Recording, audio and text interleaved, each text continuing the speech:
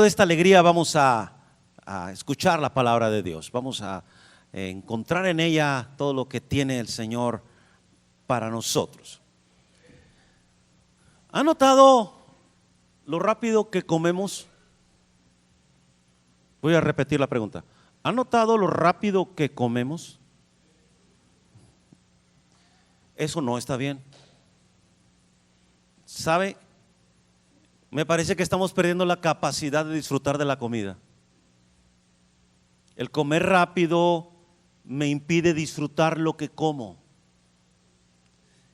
Nuestra vida en esta ciudad es muy acelerada y si no me detengo voy a dejar de disfrutar de ciertas bendiciones de Dios. No voy a hablar de la comida, es solamente una introducción. Lo que voy es a esto, hermanos.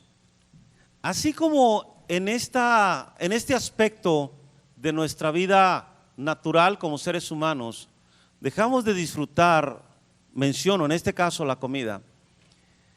En el plano espiritual tengo la impresión de que en ocasiones dejamos de disfrutar la palabra de Dios porque suponemos que hay pasajes que ya conocemos, que ya nos han dicho tanto de ellos, pasajes que escuchas Navidad tras Navidad y tú dices, ¿qué puede haber de nuevo en eso?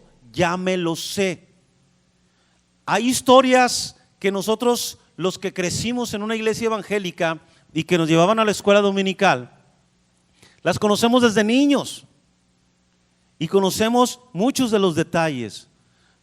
Pero déjame decirte también que ahora que soy pastor, esos pasajes, esas historias que me aprendí de niño no dejan de sorprenderme todavía porque descubres siempre algo nuevo.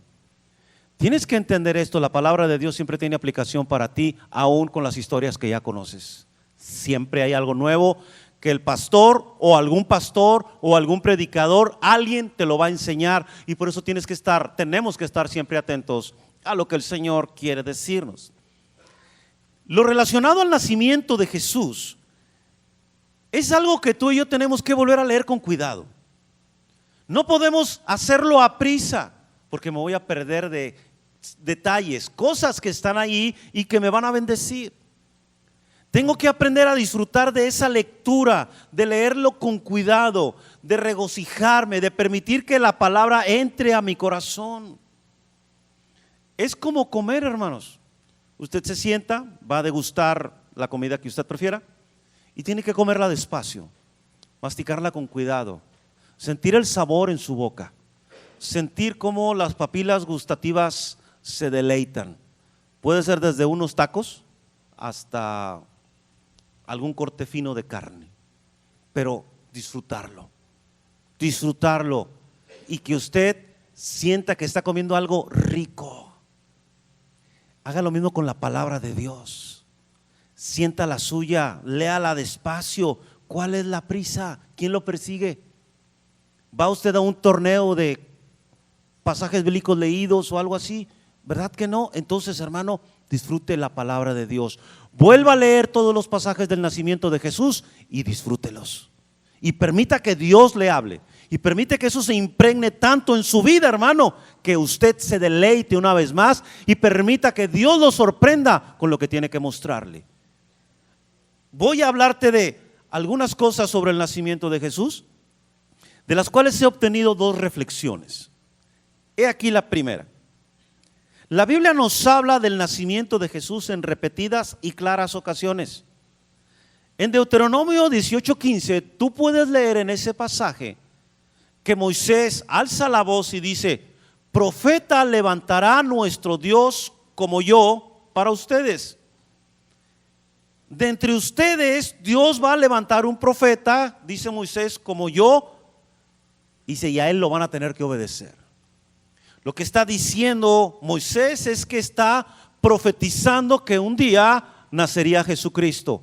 Está hablando del Jesús que nos hablan los evangelios. Sin embargo, es Isaías quien por lo menos en dos ocasiones nos deja ver específicamente el nacimiento de Jesús. Abre tu Biblia en Isaías capítulo 7, por favor, en el versículo 14. Isaías 7:14, que dice de la siguiente manera: Por tanto, el Señor mismo os dará señal: he aquí la virgen concebirá y dará a luz un hijo y llamará su nombre Emmanuel. Esta profecía se cumple en Mateo capítulo 1 versículo 23.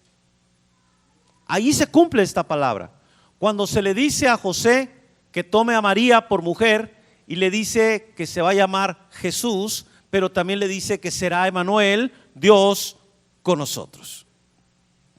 Luego, el pasaje que estudiamos la semana pasada de Isaías 9, versículos 6 y 7, y llamará su nombre admirable, consejero, Dios fuerte, Padre eterno, príncipe de paz. Lo dilatado de su imperio y la paz no tendrán límites. Eso se cumple en Lucas 1, 31 al 33 y en Lucas 2, 7 y 11.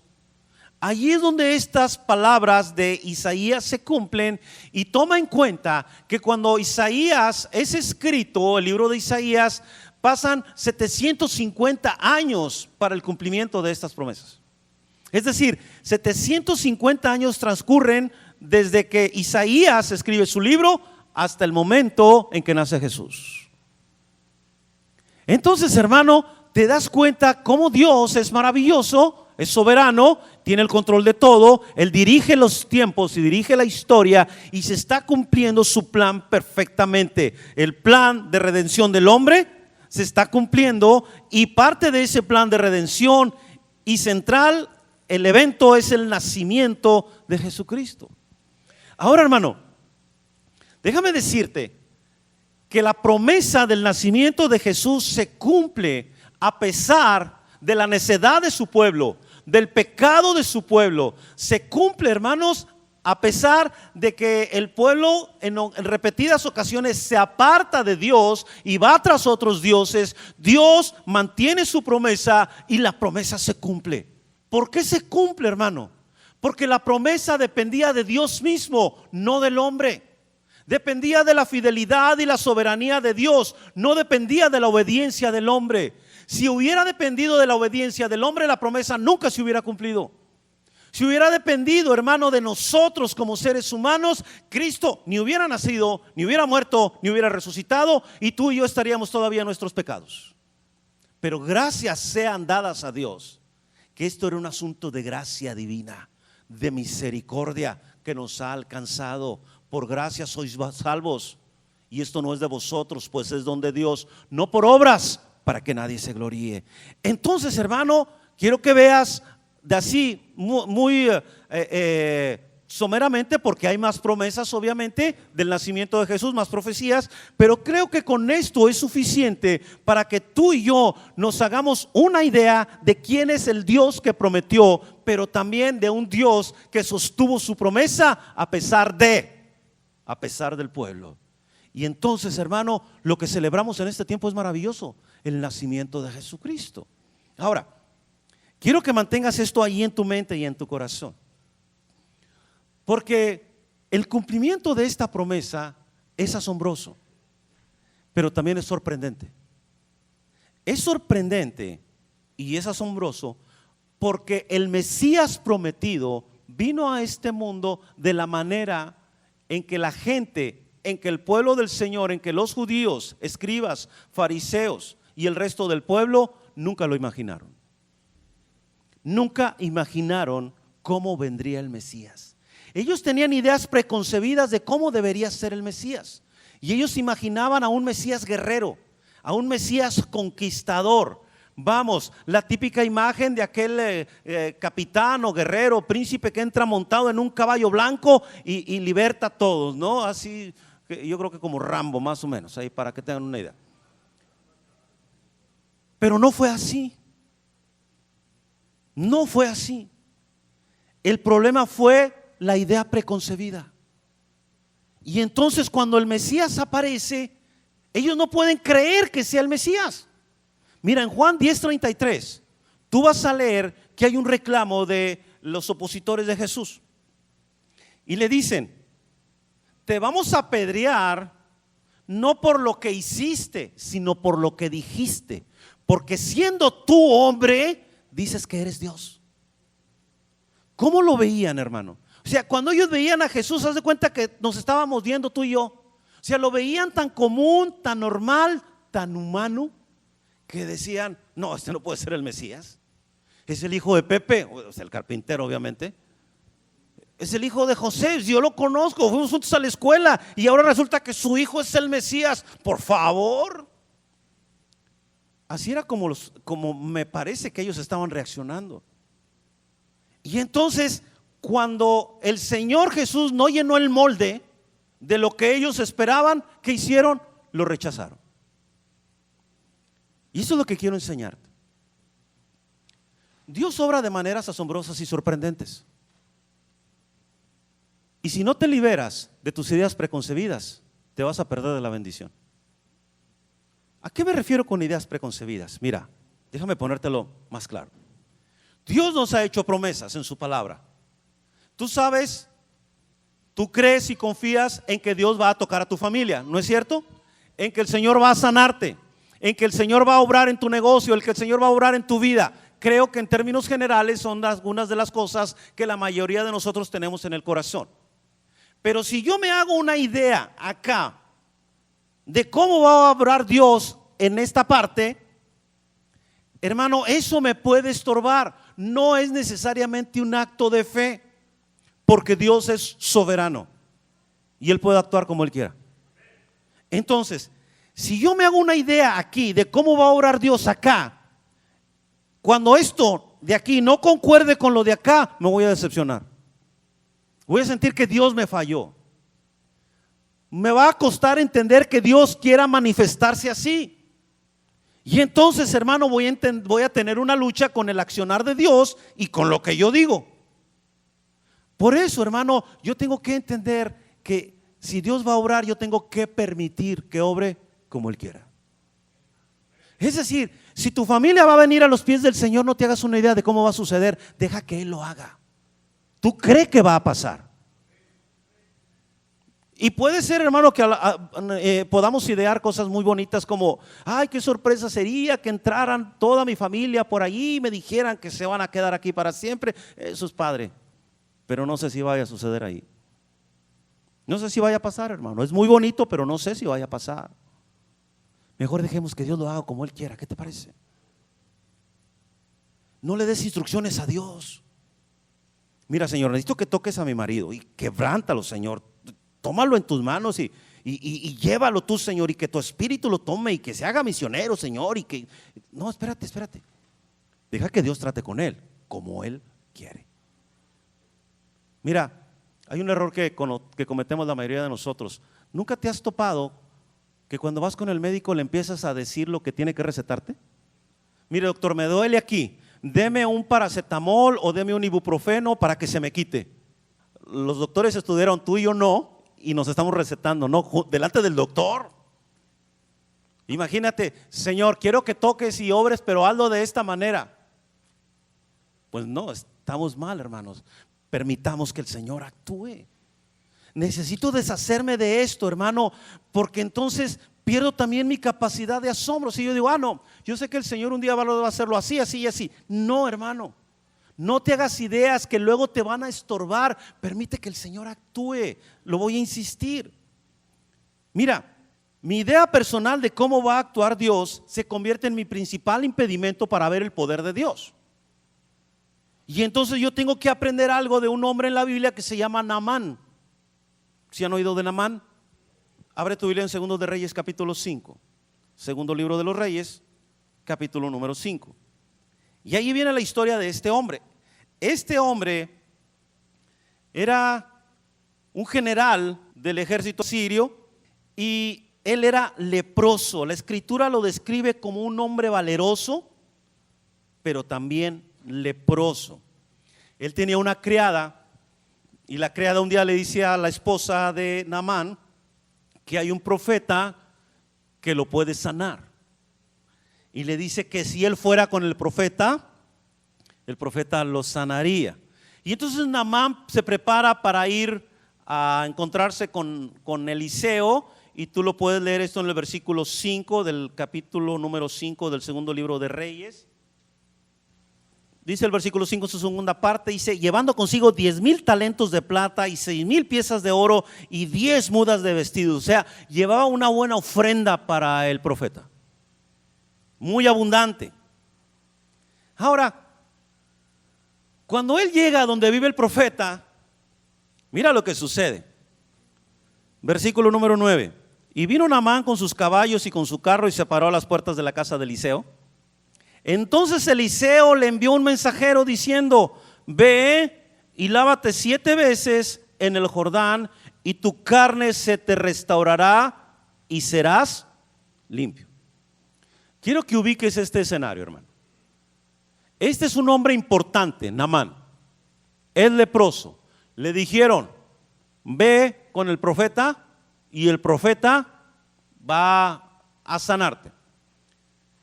El primer golpe que recibe este hombre es este. Eliseo no sale a verlo, le manda a su asistente. Permítame llamarlo así. Es algo así como, así, discúlpenme la comparación, pero es algo así como si vienes a hablar conmigo y te digo que te atienda la secretaria. Y entonces ahí es donde empieza el corazón del hombre a revolverse, el orgullo sale a flote y entonces te sientes como que ofendido, ofendida.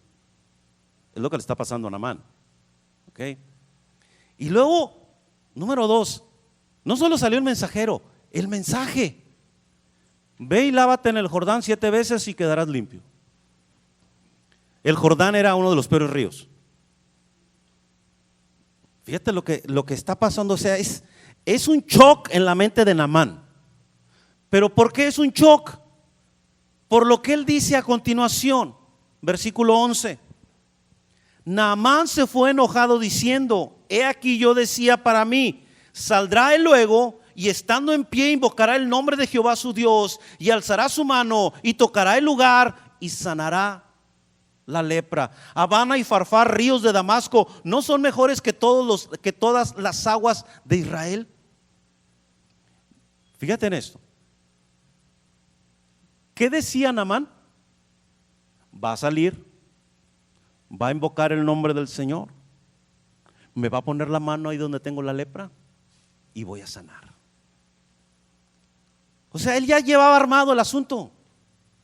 Él ya había visualizado cómo debería actuar Eliseo, cómo debería actuar Dios. No me voy a ir a la iglesia y voy a pasar al altar y van a venir los hermanos más ungidos del culto, ¿verdad? Junto con el pastor y me van a imponer las manos y yo voy a estar bien. Y luego viniste al culto y nos invitaron a pasar al altar. Y luego dijeron que el que está a tu lado ore. Y tú volteas y ves a la persona y es un jovencito de 13 años. Y chale. Y te empiezas a decepcionar porque tú te habías hecho una idea de cómo deberían de ministrarte. Eso, hermano, es lo que nos estorba. Las ideas preconcebidas. Las ideas en las que yo le marco a Dios cómo debe de actuar y en las ideas en las que no permito que Él actúe. De hecho, a Naamán le tienen que rogar sus siervos y le dicen, hazlo. Hombre, tú simplemente hazlo, ve y lávate, zambúllete en el Jordán. Pero este tipo estaba enojado. Sin embargo, fue y obedeció y se metió en el Jordán. Se sumergió 7 veces y se le hizo, bueno, ni Camay hubiera hecho esa piel. Digo, menciono Camay porque es de mis tiempos. Yo sé que ahora hay otros productos, ¿verdad? Pero en ese tiempo era con Camay tendrás cutis de porcelana para él. Así decía el anuncio. Entonces, me imagino, pienso en la maravilla cuando empezó a ver cómo su cuerpo era limpiado y cómo la piel cambiaba. Era un milagro creativo, era un milagro maravilloso, era un milagro imponente, porque la lepra no se curaba, hermano. Entonces, yo quiero que pienses en esto, hermano. ¿Cómo va a actuar Dios? Deja que Él actúe. ¿Cómo se va a manifestar? Que lo haga como Él quiera. ¿Cuándo? Cuando Él quiera.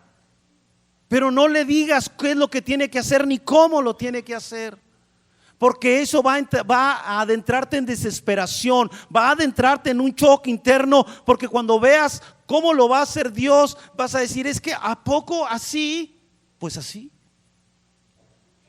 Y te vas a perder de lo más maravilloso, lo que Dios puede hacer con los medios, con los recursos que Él tiene y que Él dispone para ser bendecidos.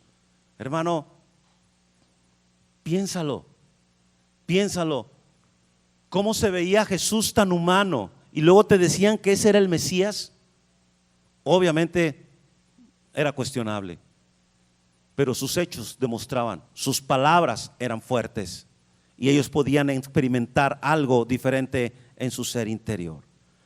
Debo deshacerme de cualquier idea personal de cómo lo hará. Lo que me corresponde a mí es creer que lo hará, nada más. ¿Escuchaste? Nada más eso, no hay más. Mira, es el problema que tienen algunas muchachas cuando las corteja el novio. Hay muchachas muy soñadoras y no está mal, y muy románticas, tampoco está mal. Pero es que yo quisiera que el muchacho que se me declarara llegara en un caballo, con un ramo de rosas y me dijera que me va a llevar a su castillo y vamos a vivir para siempre juntos. No va a suceder. Sí, no va a pasar. Bueno, no puedo ser tajante, difícilmente, pero muy difícilmente va a pasar. Sí. A lo mejor el tipo que se te acerque es el más seco que te puedas imaginar, pero te va a conquistar. Sí, así pasa. Sí, que estás soñando con un hombre musculoso y grandote y guapo, inteligente. Todas esas cosas no se juntan primero. O sea, estás pidiendo demasiado. O sea, o es inteligente, o es guapo, o es fuerte. O sea, está bien difícil. O sea, no se junta todo, ¿no? Pero bueno, no estoy tratando de desacreditar ni de agüitar a nadie. Simplemente que cuando tú te haces una idea así, señorita o chavo, te vas a perder. Mira, Josh McDowell, en una vez que leí un libro de él, de Josh McDowell, él decía que había una señorita que él conoció que tenía 45 características que debería de tener su novio. Y dice que cuando él platicó con ella, le dijo, dice, ¿sabes qué? Todas esas características, el único que las tiene es Jesucristo. Y Él está en el cielo. Sí, es decir, Él no está no está disponible de novio, así que vas a tener que tomar otro, uno que sea humano. A veces así nos ponemos, entonces como no llega, no, pues no. Es que yo declaré y dije que me iba a casar con un tipo así. Pues no, agarra lo que hay, o sea, sí, o sea, no te puedes poner tan exigente, ¿sí? Creo que está comprendiendo con estos ejemplos simples. Con Dios es diferente, porque Dios es perfecto. Y si Él dice es así, así es. Porque ¿sabes algo que busca Dios? Es recibir toda la honra y toda la gloria y que tú entiendas que Él es Dios. Por eso nos va a sorprender. Por eso va a hacer las cosas de la manera en que no lo imaginamos. ¿Sí? Entonces es algo así como Dios te va a dar lo que estás pidiendo de una manera inimaginable para que comprendas que la gloria y la honra son solamente de Él, de nadie más.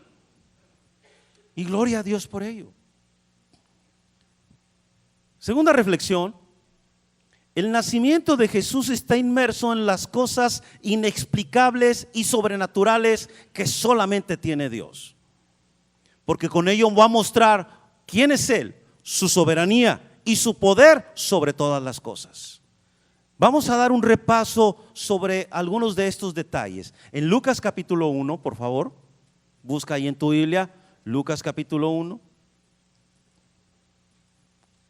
En Lucas 1, en el versículo número 11 dice la escritura, hablando de Zacarías, padre de Juan el Bautista: y se le apareció un ángel del Señor puesto en pie a la derecha del altar del incienso, y se turbó Zacarías al verle y le sobrecogió temor, pero el ángel le dijo: Zacarías, no temas, porque tu oración ha sido oída, y tu mujer Elizabeth te dará a luz un hijo y llamarás su nombre Juan. Recuerda que Juan era primo de Jesús y llegó a ser aquel de quien la escritura decía: voz del que clama en el desierto, el que preparaba el camino para el Señor. Ese llegó a ser Juan el Bautista. Pero mira cómo empieza un mover angelical maravilloso. Y uno de los bendecidos, o algunos de los bendecidos, son los que yo te voy a mencionar. Gentes, a las personas a las quienes se les reveló esto. Uno de ellos es Zacarías. A María, allí mismo en el capítulo número 1 de Lucas, en el versículo número 28, y entrando el ángel, se refiere a Gabriel, en donde ella estaba, dijo: salve muy favorecida, el Señor es contigo, bendita tú entre las mujeres. Quiero que veas cómo en el tiempo exacto, en el momento propicio, Dios empieza a desplegar ángeles, porque se está cumpliendo su plan de redención, y un punto crítico es el nacimiento de Jesús. Perdón, en el capítulo 1 del Evangelio de Mateo, abre ahí tu Biblia por favor, en un pasaje de todos conocido, que es en el versículo número 19. Quiero hacerte notar lo siguiente. Mateo 1, versículo número 19. José, su marido, como era justo, no quería infamarla, quiso dejarla secretamente. Recuerda que está sorprendido porque María está embarazada y él no sabe que esto viene del Espíritu Santo. Pero en el versículo 20 dice: y pensando él en esto, he aquí un ángel del Señor, otro ángel, le apareció en sueños y le dijo: José, hijo de David, no temas recibir a María tu mujer, porque lo que en ella es engendrado del Espíritu Santo es. Y en el capítulo 2, en el versículo 9, hablando de los magos que venían de Oriente, dice: ellos, habiendo oído al rey, se fueron, y he aquí la estrella que habían visto en el oriente iba delante de ellos, hasta que llegando se detuvo sobre donde estaba el niño, y al ver la estrella se regocijaron con muy grande gozo. Esa estrella se iba moviendo inusualmente, ¿ok? Y Dios está usando esa estrella para guiar a los magos. Y ahora, hermano, en Lucas capítulo 2, versículos 9 y 10, es donde vemos aquel cantar o aquella proclamación, aquel alabar a Dios de una hueste de ángeles que decían que os ha nacido hoy en la ciudad de David un Salvador, que es Cristo el Señor. Entonces, ve el mover angelical, ve la cuestión sobrenatural, ve que el que está dirigiendo todo es Dios. Ahora, en todo esto, hermano, el 99% del resto de los que habitaban en ese entonces, en ese lugar, no se dieron cuenta de lo que estaba pasando. Ellos no se dieron cuenta. No sabían todo lo que se estaba orquestando. No sabían lo que estaba pasando. Entonces, hermano, ¿qué es lo que quiero enseñarte con todo esto? El que no veas lo que Dios está haciendo no significa que no esté haciendo nada. El que tú no veas que el Señor se esté manifestando no quiere decir que no se vaya a manifestar. El que tú no veas cumplida todavía tu oración o tu clamor no significa que Él no se está moviendo. Él está actuando aunque tú no lo veas. Él está haciendo algo aunque tú no sientas nada. Él se está moviendo y tú tienes que confiar en que si Él prometió, Él va a cumplir. Nuestro problema es que queremos ver demasiadas cosas y no creer en el que nos las prometió. No, hermano, si Dios fue el que lo dijo, lo va a cumplir. O sea, no lo dije yo, lo dijo Dios. Por esa razón, hermano, yo quiero invitarte a que entiendas esa parte, a que entendamos juntos esa parte. En tu clamor, en lo que le has pedido a Dios, en lo que estás esperando que el Señor haga, Él ya está actuando. Pero pastor, ¿por qué no veo nada? Paciencia, espera, confía. Pastor, es que yo quisiera que ya sucediera, sí, pero todo va a suceder en el tiempo perfecto de Dios. Usted ha escuchado esa frase, ¿no? De Dios no llega antes ni después, llega en el momento justo. Así lo va a hacer Dios. Si Dios tiene el poder para haber movido todo eso que movió, para bendecirnos con Jesucristo, ¿por qué crees que Dios no puede seguirlo haciendo para bendecirte a ti? Dime, ¿hay alguna razón para creer que el Señor te ha dado la espalda y que entonces ya se hartó de ti, ya se cansó de ti, ya no va a hacer nada? Mira, hermano, nosotros cuando oramos a Dios No oramos para convencerlo de que actúe. Oramos porque confiamos y creemos que Él va a actuar. ¿Escuchaste? Si usted está orando para convencer a Dios de que haga algo, está equivocado. Usted ora y confía en que Dios lo va a hacer, pero esto es lo que tienes que tomar en cuenta. Lo va a hacer de la manera en que Él lo crea mejor. Lo va a hacer de la manera en que Él reciba mayor honra y mayor gloria. No puedes impresionar a Dios, porque al final, hermano, en esta vida que tenemos tú y yo aquí, todo se trata de Él, no se trata de nosotros. Nuestro problema como iglesias es que nos hemos vuelto demasiado humanistas, hacemos que todo gire en torno a nosotros. Mi milagro, mi sanidad, mi prosperidad, lo que yo quiero, lo que a mí me gusta, que se cumplan mis sueños y todo ese tipo de cosas. No, aquí se trata de Dios, no de ti ni de mí. Necesitamos quitarnos del escenario, el protagonista es Él, tú y yo no. Se trata de su plan, no de mi plan. Entonces, hermano, yo tendría que entender que si el Señor va a responder a mi oración, entonces eso tiene que ver con su plan, tiene que ver con su voluntad y tiene que ver con sus tiempos, no con los míos. Hermano, y no descarte, por favor, cómo Dios se está moviendo. No sé si te has puesto a pensar todo lo que Dios movió para tocarte a ti, para que te convirtieras. ¿No te has puesto a pensar? Todas las personas con las que te topaste, las personas que casualmente te dijeron algo, hermano, todo eso lo movió Dios para persuadirte. ¿Me escuchaste? Sí, hermano. Alguien fue y te habló. Alguien estuvo ahí insistiéndote, de tu familia o no sé quién haya sido, estuvo ahí. Alguien fue y te buscó. ¿Quién crees que movió ese corazón? Dios. No era porque eras a todo dar y eras bien buena onda, no, es porque Dios tuvo misericordia de ti y de mí. Nada más por eso. Entonces, hermano, si Dios ha estado moviendo, si Dios se ha estado manifestando, hermano, Él sigue actuando. Él se va a manifestar, Él va a tocar tu vida, Él va a entregarte en tu mano las cosas que le has puesto delante de Él en oración, dependiendo de que Él sabe que es lo mejor para ti. Él va a hacerlo, pero lo va a hacer de la manera que Él quiera y como a Él le agrade. Es más, en este proceso de espera, tienes que entender que muchas de las cosas que Dios nos va a dar no las va a envolver en regalo. Siempre el regalo envuelto sorprende, ¿no? Sobre todo en este tiempo, ¿no? En Navidad llegas tú con un regalito bien envuelto, ya estamos nuestros regalos allá. Entonces llega y te lo presentan o has visto, ¿no? Esos esposos maravillosos que le ponen un moño al carro que le van a regalar a su esposa. Esos tipos son de otro calibre, ¿verdad? Dios los bendiga, ¿verdad? Pero algunos todavía no podemos hacerlo, algún día lo haremos, ¿verdad? Pero mientras, aquí estamos. Entonces, y es padre eso. Bueno, Dios no siempre hace las cosas así. Necesitas dejar que te sorprenda. Ahora, he aquí la sorpresa. Tú estás pidiendo que el Señor te dé paciencia. ¿Sabes qué va a hacer Dios? Te va a probar y te va a meter a los valles para que ejercites la paciencia. Es decir, hermano, aquí nunca vas a oír que organicemos un culto, hermanos, va a venir la unción de paciencia sobre tu vida. No. Lo que sí te puedo decir es que el Señor te va a llevar por valles en los que vas a tener que ejercitar tu paciencia, tu confianza y tu espera. Es más, hermano, tú vas a orar y vas a decir: Señor, yo quiero que cambies a mi marido. Y entonces Dios te va a decir: sí, te voy a cambiar a ti. Señor, pero es por... No, vamos a empezar contigo. Así es Dios. Señor, que mis hijos se acerquen a ti, Señor. Sí, primero te voy a acercar a ti, a mí, y luego vemos lo de tus hijos.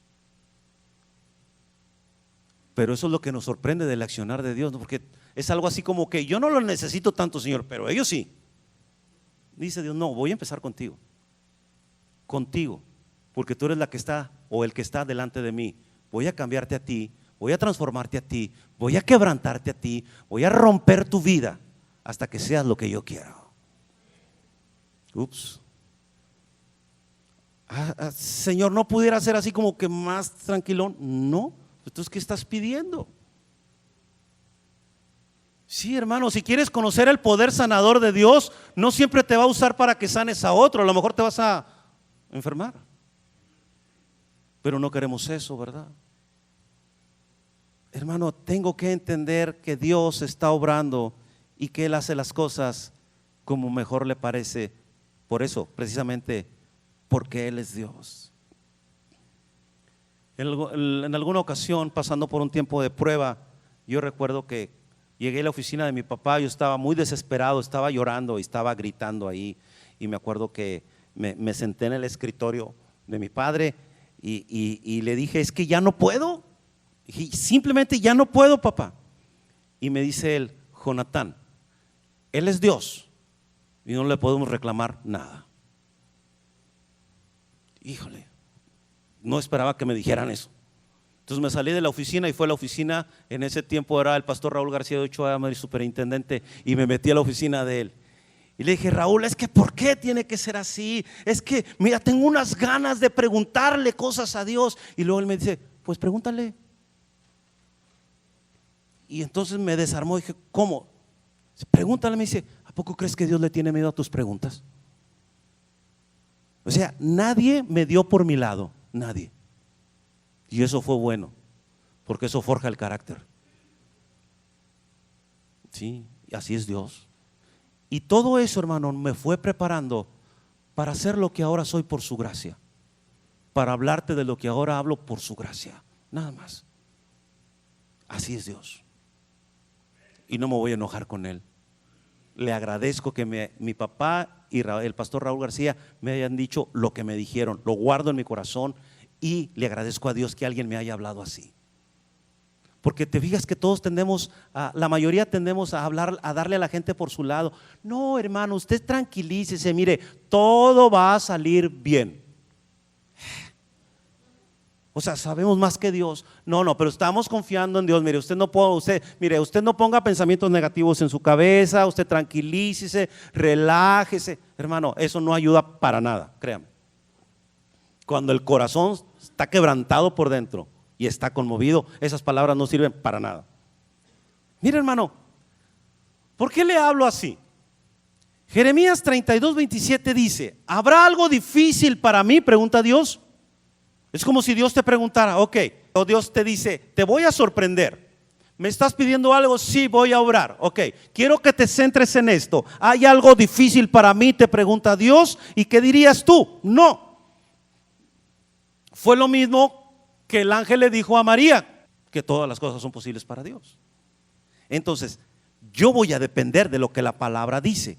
Y no me voy a centrar en la espera ni en las preguntas que me puedan atormentar. Yo voy a descansar en lo que Cristo me ha dicho. ¿Escuchaste? Voy a depender de lo que su palabra me dice, ni de lo que siento ni de lo que veo, sino de lo que su palabra me ha dicho. Y entonces, hermano, yo pongo allí mi corazón, pongo allí mi mente y yo voy a descansar en Dios. Y cuando digo descansar no me refiero a desentenderme del asunto, sino a reposar, como lo dice el Salmo, alma mía solamente en Dios reposa. Eso es lo que voy a hacer. Y entonces, hermano, yo voy a reconocer que Dios está actuando aunque yo no lo vea.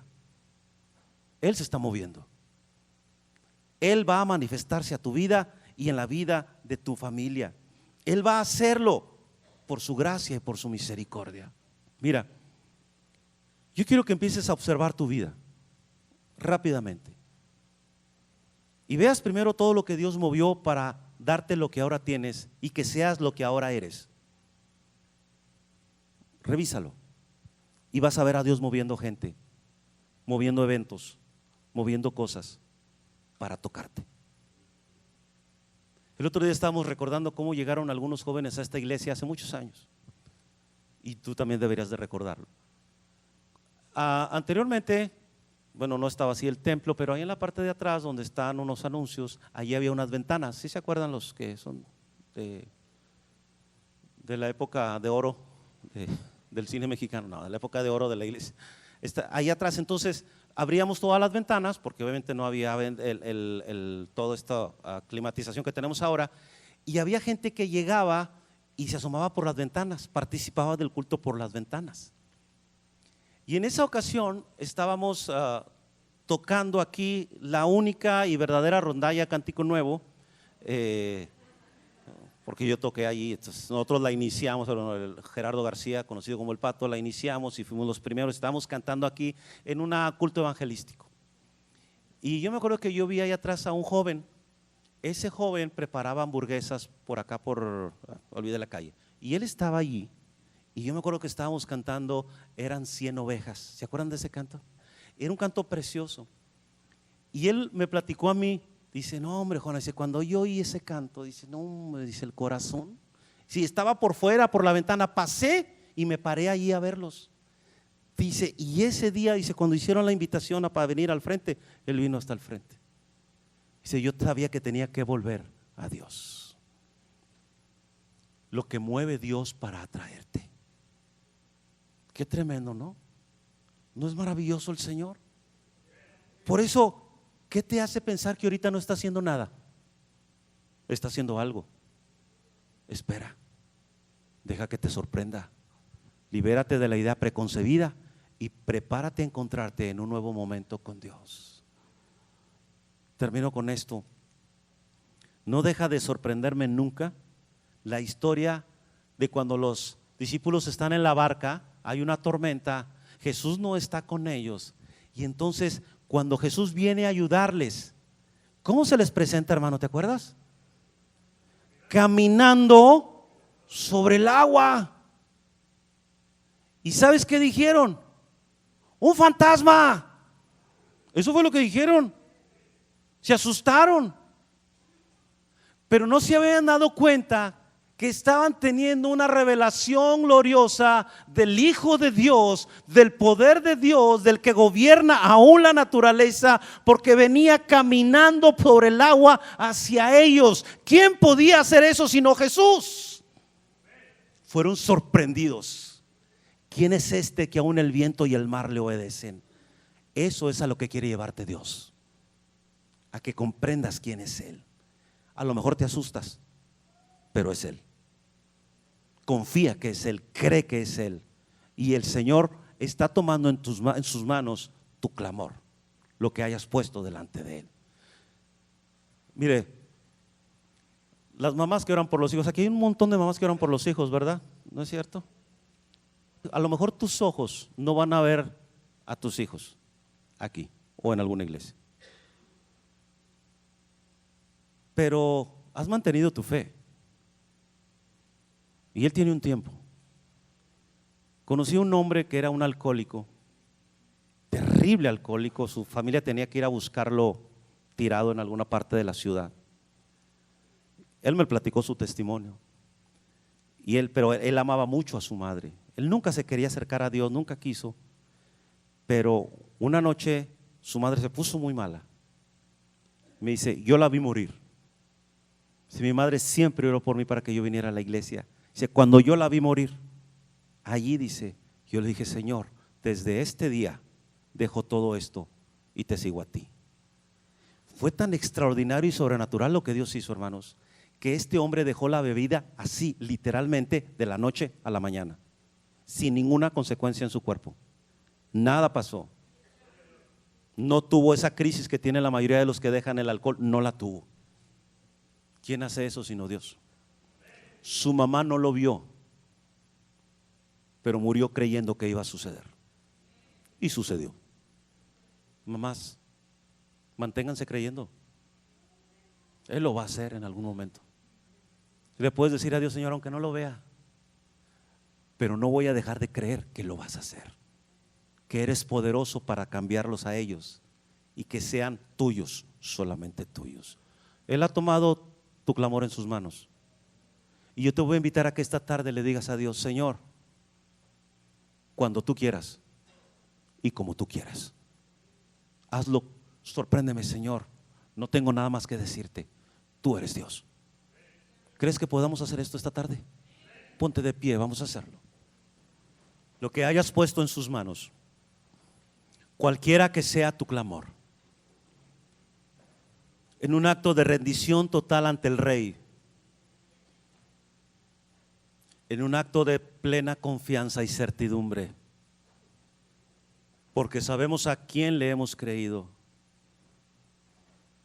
esa oración que has traído delante de Dios durante tiempo tras tiempo, domingo tras domingo, aún en tu privada oración, privado tiempo de oración, que lo hablas con Dios, que mantienes la fe y la esperanza de que Dios lo hará. Yo te invito esta tarde a que le digas: Señor, me libero de mis ideas. Señor Jesús, me libero de mis ideas, te las entrego, de cómo vas a actuar, de cómo me gustaría que sucedieran las cosas. Tú eres Dios, Señor. Y en esta tarde voy a creer que tú estás actuando aunque yo no lo vea, Señor. Que tú estás haciendo algo, Señor, y ni me he dado cuenta. Así que, Señor, cuando tú quieras, como tú quieras, como a ti te dé más gloria, Señor, y como a ti te dé más honra. No tengo nada más que decirte, Señor. Me rindo delante de ti. No tengo nada que reclamarte, Señor. Tú eres Dios. No estoy luchando contigo. Estoy confiando en ti. Habla con Dios, hermana, hermano, joven, señorita, y ríndete así, con esas sencillas palabras, como tú quieras, Señor, y cuando tú quieras, lo vea yo o no lo vea, yo voy a confiar en ti.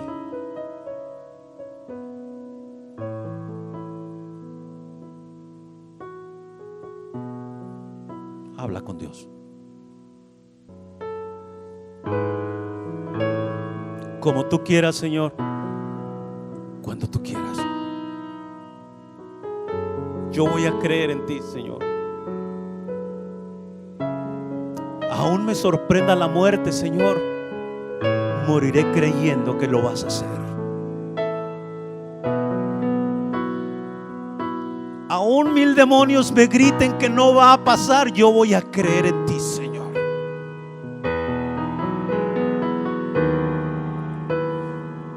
Voy a creer en ti, Jesús.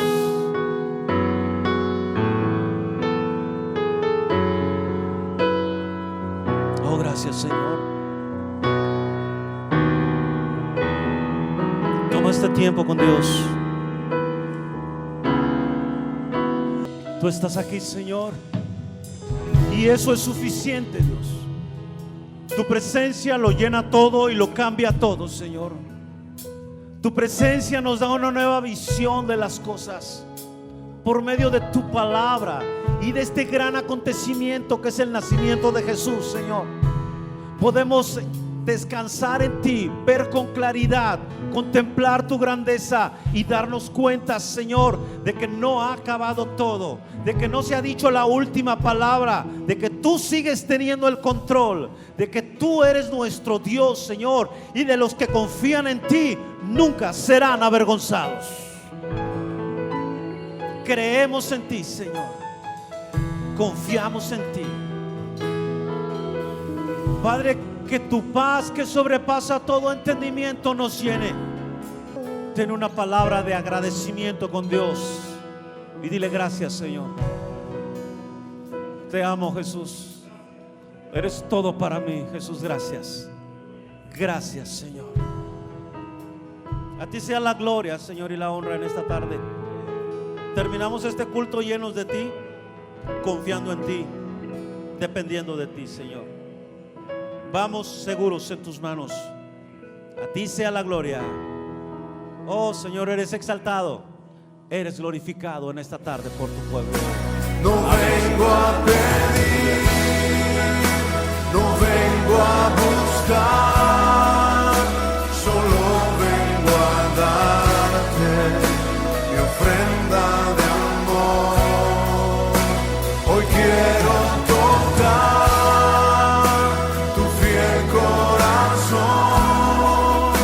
y darte las gracias, mi amado.